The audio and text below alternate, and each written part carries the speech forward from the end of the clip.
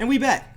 Now the NBA season is almost over. We're doing another one from every team video. And today we're doing one surprising player from every team. These are usually pretty long because I got to talk about 30 NBA players.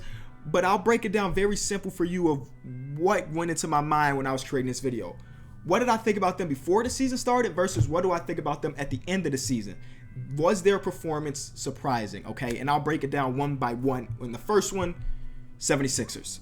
Ben Simmons. Now, we knew that Ben Simmons was a baller. He was a former first overall pick. For the most part, if you get drafted first, you're going to be good. Not always, but for the most part. And he basically blew out my expectations. Again, I knew he was going to be good, but I didn't think he was going to be a fringe all-star year number one. I think he was going to show flashes of this sort of greatness in just his first year.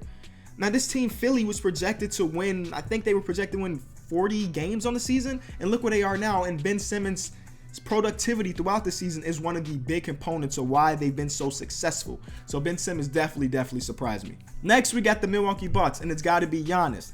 Now, we knew that Giannis was great coming into the season, but he took like an extra leap. I mean, he was an all-star, but he took a superstar type leap, averaging basically close to 28 points per game this season versus last year where he averaged just like 22. So the jump was just dramatic, and he got so much better even without developing a jump shot.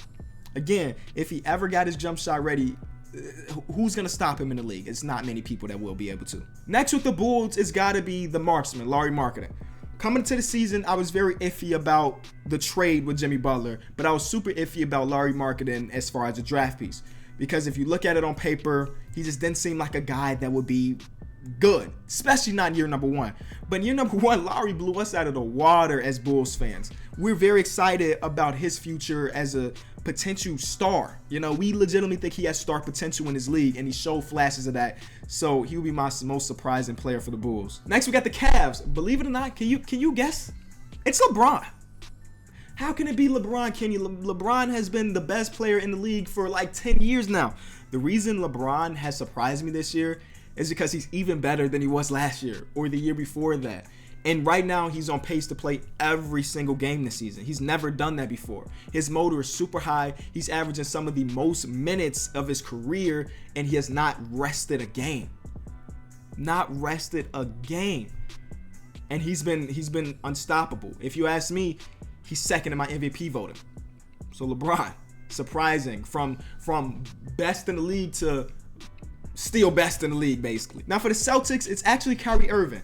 Now, it's not because of his talent. Kyrie Irving has been talented for years. We knew this coming into the draft, going into college. We knew Kyrie Irving was a baller, okay? But the reason he surprised me is because, well, we didn't know how he was going to fare on his own team. You know, you think about it, the first couple years in Cleveland before LeBron got here, he was a nice young player leading mediocre teams, you know, to bad records. Then LeBron comes in, he instantly has to grow up and be a man, hit the biggest shot possibly in NBA history, depending on who you ask. And now he's like, you know what? I'm an adult. I need my own team. Now, we basically didn't know how he would fare on his own team because we had no reference. All the mature Kyrie moments came with LeBron on his side. But now in Boston, he showed us, I'm an alpha dog too. That's what he showed us. And it sucks that we won't see him in the playoffs because playoff Kyrie Irving is, oh my God, he's so fun to watch. But he'll be back next season with a better team. So I'm just saying he surprised me as being the alpha. I'm going to go Lou Williams here. And I was close between Lou Williams and Tobias Harris. Some teams have multiple people that surprised me, but some teams had like zero, so I had to stretch a little bit. But Lou Williams surprised me because we've always known him as a guy that could come off your bench. He can drop you a 20-piece. But he was this close to being an all-star this year. And he's also the leading scorer of a team, I would say a mediocre team that almost made the playoffs. And now he's got a long-term home in the Clippers or in LA after basically bouncing here, bouncing there, bouncing there. He's been almost everywhere in the past couple of years, but now he's got a home. So shout out to Lou Will, but he definitely surprised me. Grizzlies, it's got to be Tyreke Evans, man. Comeback story of the season. He went from a guy that in his rookie season averaged 20 plus. So he's like, man, this guy's about to be amazing. And then injuries hit and mediocre season hit, injuries hit. But this year he's been relatively healthy and basically been the one bright side of the Memphis Grizzlies season so far. Honestly, Memphis Grizzlies have been struggling hard. And I know that was their goal, to tank. But still, Tyreke Evans basically played himself to a contract this offseason. Where? I don't know, but he's going to get paid. The Atlanta Hawks is Taurean Prince. I mentioned him in the last one from every team, where like you see glimpses that he can be great. And you know, I didn't see that last year. He dropped 28 on the Bulls, he dropped 28 on another team, and then he dropped the 40 piece. And I know it's not always about scoring, but he's a nice two-way player that can be a legitimate piece of the Hawks rebuild for the future. The Heat. It's Dwayne Wade. Now, how can it be Dwayne Wade? Because all this season in Cleveland, he looked like, oh man, Dwayne Wade is gonna retire soon. He's getting old. And then he gets traded back to Miami. He's like, nope, I'm the Flash still. Game winner, shots over the backboard, dunking. He basically, something about Miami weather just get the man going. He came to Chicago, it was cold. He's like, I ain't been here since my childhood, I'm cooling. He went to Cleveland, it was cold. Back to Miami weather, and the dude's balling. Those muscles ain't tight no more. You know, the Heat get the muscle stretch. Dwayne Wade, he still got years left in the tank, man. The Hornets, it's very recent, but it's Malik Monk. The past 4 games or so, Malik Monk has shown that he should have been playing all season. And that's one of the worst things about what the Hornets did this year. They let Malik Monk rock this entire season on the bench. Michael Carter-Williams was getting more minutes than him. In what world should that be legitimate, man? And I know that the Hornets had the win now mentality, but your roster was bad. And that's why you're not in the playoffs. Let the young guys develop, man. And now he's getting more minutes, so he's showing that, look, I was a lottery pick, and I should have been a lottery pick. Jazz, easily Donovan Mitchell in a race for Rookie of the Year. Nobody saw this coming. And if they did see this coming, he wouldn't have dropped all the way down to, what was he, 13th in the draft or something like that. Last year in Louisville, he didn't average as many points as he did now. How did he average more points in the NBA than college? Well, he said, well, basketball is my job now. Respect it, man. The Kings, it's Vince Carter. He's 41. He's 41. Do I need to say more? He's 41 in the league, still dunking and doing okay stuff. 5 points per game, losing, but he's 41. The Knicks is Michael Beasley. Now, when Kristaps went out, Michael Beasley had to stretch where he was just like, wow, yeah, Michael Beasley can still be good. And I hate that he never lived up to the hype, because he is a premier scorer. At least he had the potential to be. He's one of the best one-on-one players in the league. And it's hard to say, but when you watch him play, you be like, yeah, I see why. He just, for some reason, he just didn't get it to click like guys like Kevin Durant was able to, or other guys. The guy can score the ball. And this year, he's been playing really well. I mean, in Milwaukee, he played well, but now he's getting a little bit more minutes, and he's playing even better. So, Michael Beasley doing his thing. Lakers, Kyle Kuzma. Kyle Kuzma, come on. Nobody had him on their radar, I guess, except for the Lakers.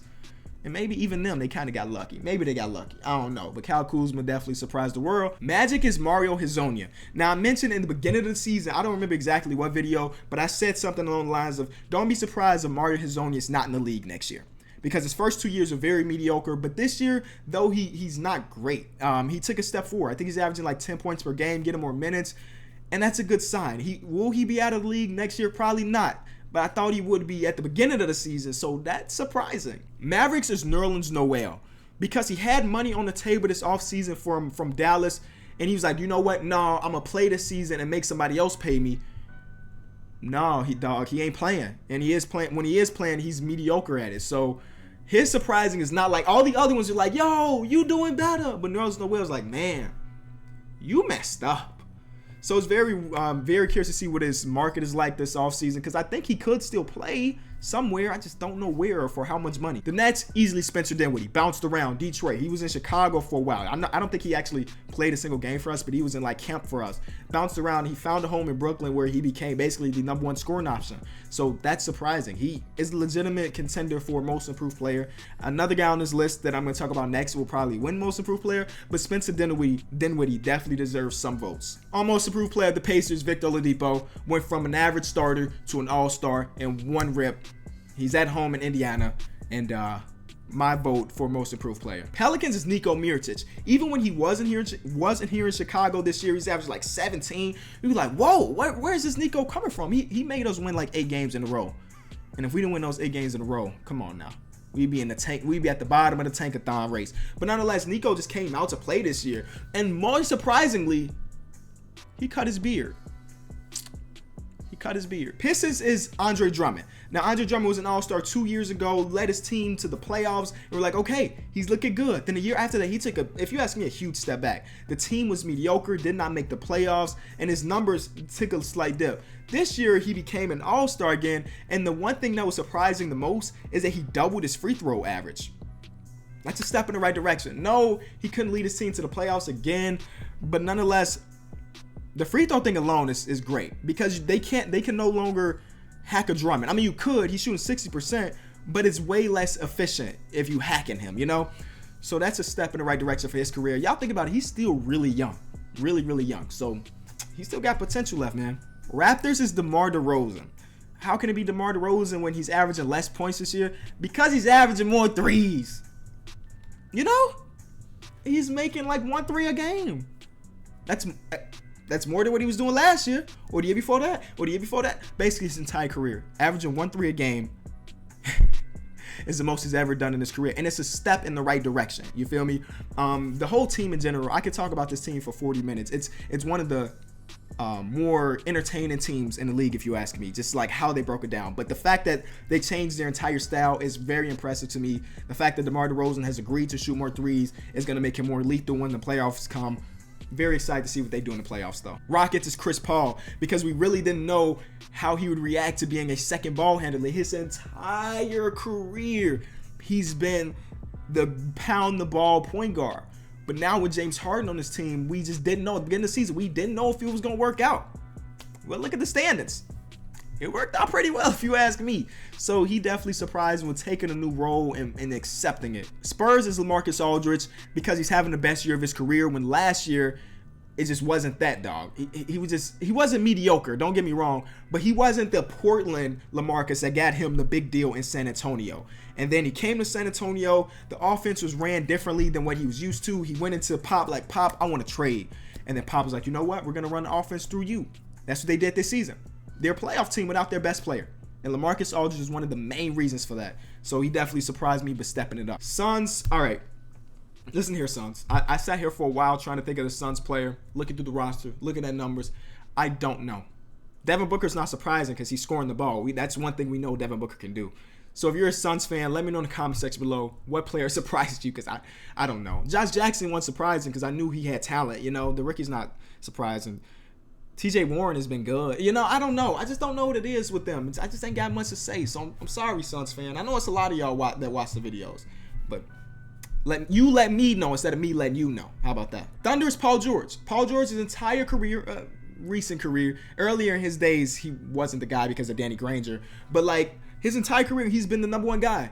But in OKC, he took a step back and he was accepting of being number 2 behind Russell Westbrook. And I think that shows a lot of character because I didn't know if he was going to be able to do that. And because he was able to do that, this offseason is going to be way much more interesting because a lot of people thought that, well, he's going to go to LA because he'll be the number 1 guy.